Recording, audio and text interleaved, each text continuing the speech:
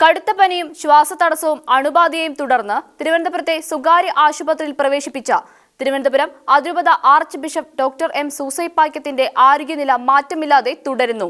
തിരുവനന്തപുരം കിംസ് ആശുപത്രിയിലെ തീവ്രപരിചരണ വിഭാഗത്തിൽ തുടരുന്ന അദ്ദേഹത്തെ വിദഗ്ധരായ ഒരു സംഘം ഡോക്ടർമാരുടെ നേതൃത്വത്തിലാണ് ചികിത്സിക്കുന്നത്. കഴിഞ്ഞ ആഴ്ച അഡ്ലിമിന സന്ദർശനത്തിനായി വത്തിക്കാനിലായിരുന്ന ആർച്ച് ബിഷപ്പ് ചൊവ്വാഴ്ചയാണ് മടങ്ങിയെത്തിയത്. റോമിൽ നിന്നും തിരുവനന്തപുരത്തേക്കുള്ള യാത്രാമധ്യേ ദോഹയിൽ വെച്ച് പനി ബാധിച്ച ആർച്ച് ബിഷപ്പിന് വിമാനത്താവളത്തിൽ വെച്ച് പ്രാഥമിക ചികിത്സ നൽകിയിരുന്നു. തുടർന്ന് തിരുവനന്തപുരത്തെ സ്വകാര്യ ആശുപത്രിയിൽ അദ്ദേഹത്തെ പ്രവേശിപ്പിച്ചുവെങ്കിലും ഇന്നലെ ഉച്ചയോടെ കിംസ് ആശുപത്രിയിലേക്ക് മാറ്റുകയായിരുന്നു. പനി കൂടുകയും അണുബാധ വർദ്ധിക്കുകയും ചെയ്ത സാഹചര്യത്തിലാണ് ആർച്ച് ബിഷപ്പിനെ കിംസിലേക്ക് മാറ്റിയത്. നേരത്തെ ബൈപ്പാസ് ശസ്ത്രക്രിയയ്ക്ക് ആർച്ച് ബിഷപ്പ് വിധേയനായിട്ടുണ്ട്. ആർച്ച് ബിഷപ്പിന്റെ ആരോഗ്യത്തിനായും ദീർഘായുസിനായും പ്രാർത്ഥിക്കണമെന്ന് അതിരൂപത സഹായ മെത്രാൻ ഡോക്ടർ ആർ ക്രിസ്തുദാസ് പിതാവ് അഭ്യർത്ഥിച്ചു.